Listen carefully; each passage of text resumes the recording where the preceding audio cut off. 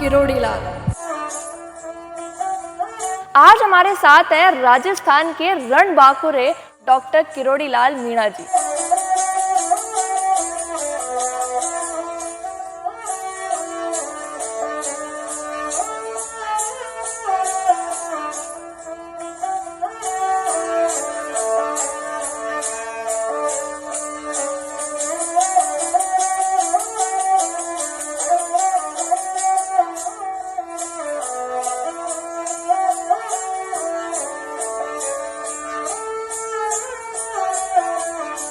आप राजस्थान में भारत का पहला क्लाइमेट इंजीनियरिंग इनिशिएटिव लेकर आ रहे हैं। हमारे यहाँ आप जानते हो राजस्थान ज्योग्राफिकली देश का सबसे बड़ा राज्य है। सरफेस वाटर बहुत कम है। जो प्रधानमंत्री जी का सपना है पर ड्रॉप मोर क्रॉप, वैसे तो प्रधानमंत्री फसल बीमा योजना देश में लागू है। एक सूखा गांव, एक पुरानी समस्या और एक नया समाधान, क्या राजस्थान की इस मिट्टी पर फिर से उग सकती है उम्मीद? नमस्कार आप सभी को। आप सुन रहे हैं खेत की बात मंत्री जी के साथ, एक ऐसा मंच जहां मिट्टी की खुशबू और मेहनत की कहानी मिलती है सीधी आवाज से।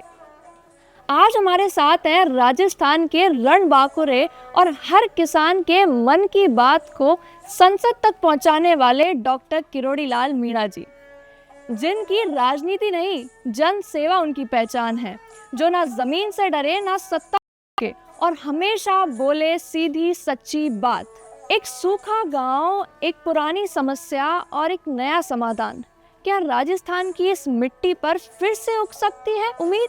जानते हैं उस पल के बाद जो आगे आने वाले कल की तस्वीर को बदल सकती है। मंत्री जी, हमारे आपसे कुछ सवाल हैं जिनके जवाब जनता तक पहुंचना बहुत जरूरी है। बिल्कुल पहुंचाओ, बताओ। मंत्री जी, मेरा पहला सवाल आपसे ये है, हाल ही में आपने जो पौधारोपण किया है राजस्थान में, उसके पीछे की आपकी सोच क्या थी? देखो 2006 में पूरे देश में राष्ट्रीय स्वयंसेवक संघ के सरसंघ चालक जो देवलोक से धार गए थे, माधवराव सदाशिवराव गोलवलकर, उनकी स्मृति में पूरे देश में वृक्षारोपण किया था संघ की तरफ। तब मैंने भी मेरे गांव में किया था और मैं तभी से सतत मेरे पूरे गांव में ही नहीं, आसपास के जिलों के गांव 13 गांव में मैं लाखों पेड़ लगा चुका हूं। और इसमें महत्वपूर्ण ये है कि किसी सरकार की सहायता नहीं है, न कोई CSR का पैसा है, न कोई NGO का पैसा है। आपसी कंट्रीब्यूशन से मैंने ये 13 विलेजेस में एक बड़ा जंगल सा खड़ा कर दिया है, जो आप जानते हो पर्यावरण की दृष्टि से बहुत महत्वपूर्ण है। बहुत खूब मंत्री जी, आजकल ऐसा कोई नहीं कर रहा है और आप ये चीज़ कर रहे हैं। अरे यही नहीं, मेरे पहाड़ में आपको ले चलूँगा, वहाँ पूरा नग्न था। इस पहाड़ को तभी से मैंने ढकने का तय किया और 2/3 पहाड़ को मैंने ढक दिया, लाखों पेड़ लगा दिए। और वो अगल बगल के गांव से बीज लाता था, पहाड़ों के पहाड़ी बीज, जो धौक यहाँ पर ज़्यादा होता है। यहाँ ट्रेंच खोदता था और उस ट्रेंच में बरसात और पानी रुकता था, तभी हम बीज डाल देते थे और 2/3 पहाड़ पूरी तरह से ढक गया। बहुत खूब, बहुत खूब। मंत्री जी, इन्हीं में से आपने किस किस टाइप के पौधे लगाना ज़्यादा प्रेफर किया? तो वो आमतौर पर हमारे क्षेत्र में नीम और पीपल के पेड़ होते हैं। वट वृक्ष भी बहुत अच्छा यहाँ पर होता है, लेकिन मैंने सभी तरह के पेड़, कुछ मेडिसिनल भी, 110 तरह के पेड़ मैंने इस पूरे क्षेत्र में, जो यहाँ ऐसे पेड़ भी हैं जो यहाँ पैदा नहीं हो सकते, उनको पैदा किया है। 110 तरह की क्वालिटी। मंत्री जी, मेरा दूसरा सवाल ये है, आप राजस्थान में भारत का पहला क्लाइमेट इंजीनियरिंग इनिशिएटिव लेकर आ रहे हैं, जो अमेरिका की कंपनी एक्सेल वन और जयपुर की कंपनी जेन XAI के साथ मिलकर हो रहा है। इसे राजस्थान में लेकर आने के लिए आपको किस चीज़ ने प्रेरित किया है? तो वो ऐसा है, अमेरिकन कंपनी हमारे देश की जो कंपनी है, मैंने मेरे अधिकारियों के साथ मिलकर PPT देखा और PPT देखने के बाद हमारे यहाँ आप जानते हो राजस्थान ज्योग्राफिकली देश का सबसे बड़ा राज्य है और मात्र 1% बरसात होती है और सरफेस वाटर बहुत कम है, नेग्लिजिबल। तो कई बार बड़ी ऐसी स्कैटर्ड बरसात होती है, कहीं हो गई कहीं नहीं हुई, और मैक्सिमम मरुस्थल है। हमारे इस इलाके को छोड़ के मरुस्थलीय राजस्थान है। जब इजराइल डेवलप कर सकता है अपने आप को, एग्रीकल्चर के फील्ड में बहुत आगे ले जा सकता है, तो हम भी ये प्रयास कर रहे हैं कि जो प्रधानमंत्री जी का सपना है, पर ड्रॉप मोर क्रॉप, जिसको हम PDMC कहते हैं, और मिनी स्प्रिंकलर ऐसे साधनों के द्वारा हमारा जो ऐसा बरसात कम है और एरिया बहुत कुछ रह जाता है, इसमें हम काफ़ी आगे हैं। देश में हम नंबर 1 पर हैं, लेकिन फिर भी बहुत ज़मीन ऐसी राजस्थान की रह जाती है जो सिंचित नहीं हो पाती, बरसात पूरी तरह से नहीं हो पाती। उसमें मैंने सोचा ये जो अमेरिका और हमारे देश की कंपनी ने मिलकर ये जो हाइड्रोट्रेस जो है क्लाउड शेडिंग करती हैं, वो सबसे उपयुक्त जरिया होगा खेती को और किसान को सरसब्ज करने के लिए। तो मेरा आइडिया, वो कंपनी के दोनों लोग मिले, उन्होंने PPT दिया, उससे मैंने सोचा जो हमारा ऐसा इलाका रह जाता है जहाँ बरसात कम होती है, इसको करने से, वहाँ क्लाउड शेडिंग करने से किसान की खुशहाली बढ़ेगी, खेती बढ़ेगी, प्रोडक्शन बढ़ेगा, यील्ड बढ़ेगा। अभी अपना जो पहला इम्प्लीमेंटेशन है क्लाउड सीडिंग का, वो रामगढ़ में होने का चल रहा है। तो रामगढ़ ही क्यों हम लोगों ने चुना है? रामगढ़ एक ऐसा बड़ा बांध है जो जयपुर से लगा हुआ है। पहले पूरे जयपुर शहर की पानी की सप्लाई वहाँ से होती थी और वहाँ एशियाड भी हुआ था। बहुत बड़ा डैम है, बहुत अच्छा डैम है, लेकिन वो चारों तरफ से लोगों ने इनक्रॉच कर लिया। वो होटल्स बन गए, रिसोर्ट बन गए और बड़े बड़े लोगों ने वहाँ अपने बंगले बना लिए। तो उसकी एक तरह से गर्दन घोंट दी, वहाँ पानी नहीं आता, वो भरता नहीं। अब माननीय मोदी जी के उससे एक बड़ा प्रोजेक्ट सैंक्शन हुआ है जिसका नाम है ERCP PKC। वो पानी उस बांध में आएगा, लेकिन एक बहुत बड़ा एरिया जहाँ ज़्यादा आबादी नहीं है और जो बहुत बड़ी वाटर बॉडी थी, उसी को उचित समझा। हम देखते हैं कि क्लाउड शेडिंग से कितना पानी कितनी तादाद में यहाँ पर बरसता है, आता है, और उसके बाद में चूँकि वहाँ खेती का भी कुछ एरिया है कैचमेंट में, तो उसमें लोग खेती करेंगे तो प्रैक्टिकली हम देख सकेंगे कि कितनी यहाँ पर एग्रीकल्चर प्रोडक्शन बढ़ जाएगा।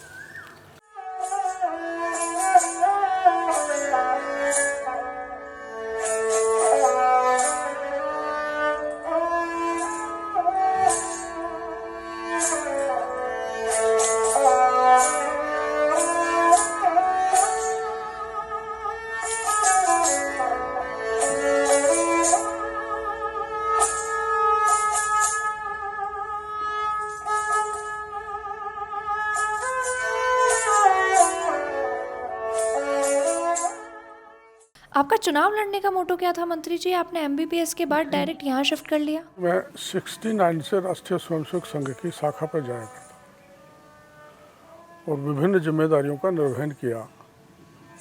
बीकानेर मेडिकल कॉलेज में मैं देश की सबसे बड़ी शाखा लगाया करता था,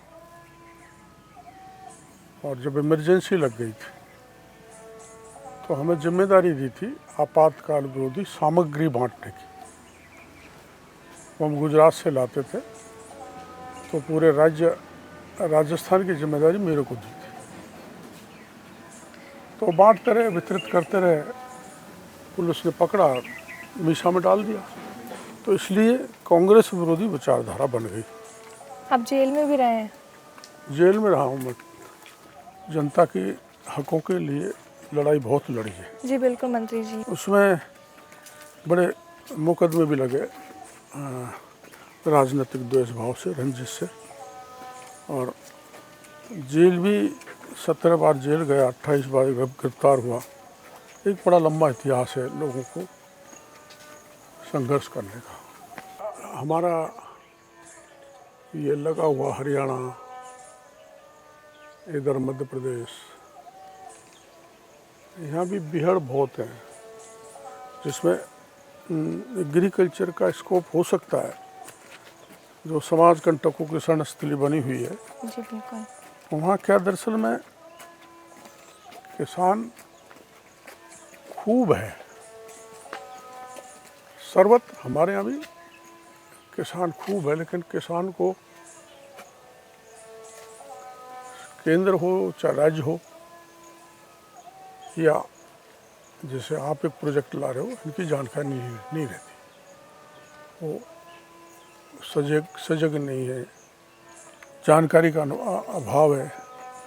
इसलिए कई ऐसी योजना है जो किसान की आय को मल्टीप्लाई करती है, लेकिन और सब्सिडी भी केंद्र देता है, राज्य भी देता है, लेकिन उसकी जानकारी के अभाव में बिचौलिए सब्सिडी को खा जाते हैं। इस पर मैं ध्यान दे रहा हूँ और कोशिश ये करेंगे ज़्यादा से ज़्यादा योजनाओं का ज़्यादा से ज़्यादा फायदा किसानों को मिले। बिल्कुल मंत्री जी अब जो मेरा सबसे इम्पोर्टेंट सवाल है वो ये है कि आपको लगता है किसान इस इनिशिएटिव को अपना पाएंगे? मेरी समझ में, क्योंकि कई जगह ऐसा होता है बरसात खूब बरस जाती है, और हमारा राज्य ऐसा है जहाँ देश की आज़ादी के बाद करीबन 53 वर्ष अकाल पड़ा है, और अकाल की विभीषिका ऐसी देखी है कि पशुधन भी मर गया चारे के अभाव में। पानी के लिए तो आज भी लोग तरसते हैं। प्रधानमंत्री जी ने हर घर नल से जल भेजा है, लेकिन सोर्स की कमी है। उन सब दृष्टि से, चाहे फसल हो, चाहे ड्रिंकिंग वाटर हो, चाहे पर्यावरण का मामला हो, उस दृष्टि से आप जो ये करने जा रहे हैं, और चूँकि मैंने सभी विभाग के सेक्रेटरीज के साथ बैठ के एक्सपर्ट के साथ, आपके लोग जो एक्सपर्ट आए उनसे साथ पूरी तरह से समझा है, तो मेरा दिमाग बन गया है कि ये राजस्थान ही नहीं, हर राज्य को ये पद्धति अपनानी चाहिए। बिल्कुल मंत्री जी आपने कोटा में एक स्टेटमेंट पास किया था जी, हर खेत हरा हो, हर किसान खड़ा हो, हर हाथ को काम हो, हर खेत को पानी हो। ये एक ऐसा स्टेटमेंट है मंत्री जी जिससे हर किसान की ज़िंदगी स्वस्थ हो सकती है। जैसे पहाड़ है, सराउंडिंग एरिया से बरसात हुई, बिल्कुल, बरसात का पानी बहकर बेकार चला गया, इधर हमारे बगल में नदी है, और उन नदी का पानी भी कहीं हम सुरक्षित संरक्षण नहीं करते, बह के बेकार चला जाता है। तो जैसे सपोज इफ ये खेत है, तो इसमें ये तो चूँकि मैंने बना रखा है, तो हर खेत में पानी रुके, हर खेत को पानी, हर हाथ को काम। जी बिल्कुल। अगर ये सरसब्ज हो जाएगा, पानी इसमें रुक जाएगा, इसका वाटर टेबल बढ़ जाएगा, तो स्वाभाविक है इस किसान के परिवार में माना 5 बच्चे हैं, बच्चियां हैं, हाँ। वो रोजगार के लिए भटकेंगे नहीं, बिल्कुल, उनका एम्प्लॉयमेंट जनरेशन यहीं हो जाएगा, और उनको पलायन नहीं करना पड़ेगा गांव से शहर की तरफ मजदूरी करने के लिए। इसलिए मैंने कहा है हर खेत को पानी, हर हाथ को काम। वर्षा संरक्षित करके भी कर सकते हैं, करते ही आमतौर पर, चूँकि अब एग्रीकल्चर यील्ड भी घट रही है, लोगों का कृषि के प्रति थोड़ा मोह भी घट रहा है, और उसका कारण है नेचुरल कैलेमिटीज बहुत आती है। किसान ने फसल तैयार की, ओलावृष्टि हो गई, फसल नष्ट हो गई, अतिवृष्टि हो गई, फसल नष्ट हो गई, अनावृष्टि हो गई, फसल नष्ट हो गई। और कई बार तो ऐसा होता है कि किसान की फसल तैयार होकर खलिहान में आ गई और आगजनी की घटनाएं हो जाती हैं। तो किसान अपने आप को बड़ा ठगा हुआ, असुरक्षित महसूस करता है, और उसकी एक आर्थिक दृष्टि से कमर टूट जाती है। तो वैसे तो प्रधानमंत्री फसल बीमा योजना देश में लागू है, हमारे यहाँ भी है, और जो किसान प्रीमियम जमा कराता है, उसके बाद जो फसल नष्ट हो जाती है, तो उसमें भी जो है, चूँकि मैं कृषि मंत्री हूँ, मैंने अभी पाया है कि कुछ एजेंसी जो भी प्रीमियम जमा करती है, बीच के दलाल किसान को ठगते हैं, लूटते हैं, उसको जो फसल का नुकसान होता है वो प्रॉपर नहीं दिया जाता। तो इसको हम रेगुलेट कर रहे हैं, इसको हम सुधारेंगे कि किसान की फसल नष्ट हो जाए तो उसका पूरा एक एक पाई उसको मिले। तो ये एक माफिया विकसित हो गया है, कॉकस ऐसा, जो किसान को ठगता है, उसको योजनाओं को लाभ मिलने नहीं देता। तो ये सरकारों की भी जिम्मेदारी है। किसी किसान का हक बनता है कि इसको पॉली हाउस मिलना चाहिए तो उसको मिलना चाहिए। पॉली हाउस में साइंटिफिक बेस पर मॉडर्न तकनीकी से क्या क्या प्रोडक्ट तैयार किए जा सकते हैं जिससे किसान उसको मार्केट में भेज दे और अपनी आय दोगुनी तिगुनी कर दे। स्प्रिंकलर हमारे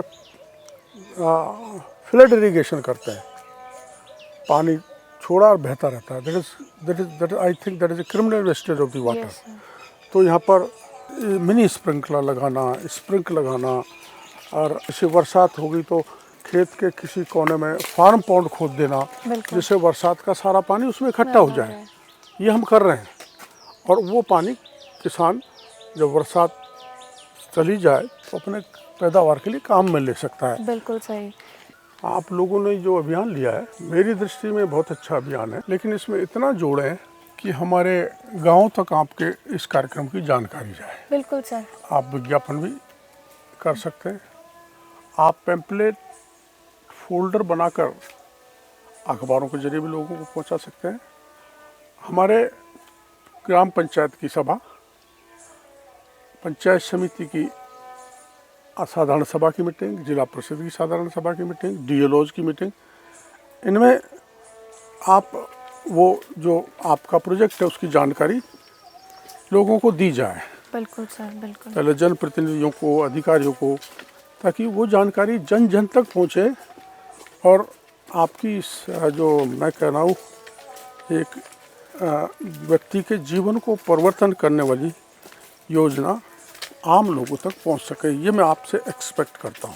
हमारा प्रदेश पहला होगा, बिल्कुल बिल्कुल पहला है सर, जो इसको लागू करेगा और ऐसी जगह करेगा जो राज्य का सबसे बड़ा डैम है जिसकी सांस लोगों ने घुटा दी है एनक्रोचमेंट करके। बिल्कुल सर। तो लोगों का ध्यान भी जाएगा और वो हमारी सरकार ने एक अभियान चला रखा है, गंगे अमृत अभियान, उसके तहत उसका हटाना और लोग रोज़ जन सहयोग से उसको खुदाई भी कर रहे हैं, एनक्रोचमेंट को भी हटाने के लिए लोगों को समझा रहे हैं। तो वहाँ एक अभियान आपका होगा तो पूरे प्रदेश में ही नहीं बल्कि मेरे को ऐसा लगता है देश की जनता का ध्यान आकर्षित करेगा। बिल्कुल बिल्कुल, क्योंकि राजस्थान ही है जहाँ पहली बार ये इम्प्लीमेंटेशन होगा। क्लाइमेट इंजीनियरिंग हिंदुस्तान में पहले कभी नहीं आया। राजस्थान ही है जहाँ सबसे ज़्यादा पानी की आवश्यकता है। बिल्कुल सर। सिंचाई तो एक सपना है, बिल्कुल, लेकिन पीने के पानी की भी किल्लत मची हुई है। तराई तराई कई किलोमीटर तक महिलाएं जाती हैं, हाँ। पानी भर के लाती हैं।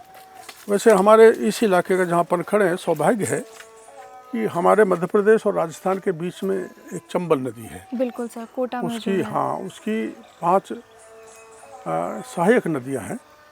उनके पानी को हमारे इस इलाके में, जब मैं खड़ा हूँ 13 जिलों में, जो करीबन 2.5 लाख हेक्टेयर ज़मीन को सिंचित करेगी, 15% इंडस्ट्रीज़ को पानी देगी, तो यहाँ इंडस्ट्रियलाइजेशन भी होगा।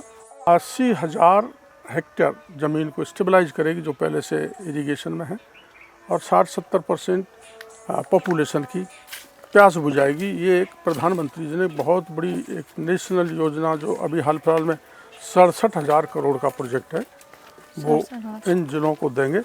तो किसानों में हरियाली आएगी। लेकिन आवश्यकता इस बात की है कि हमारे यहाँ जल का क्रिमिनल वेस्टेज करते हैं। बिल्कुल, मेरे को लगता है जैसे मेरा खेत है, इसको ड्रिप से भी, मिनी स्प्रिंकलर से भी अच्छी फसल पैदा की जा सकती है।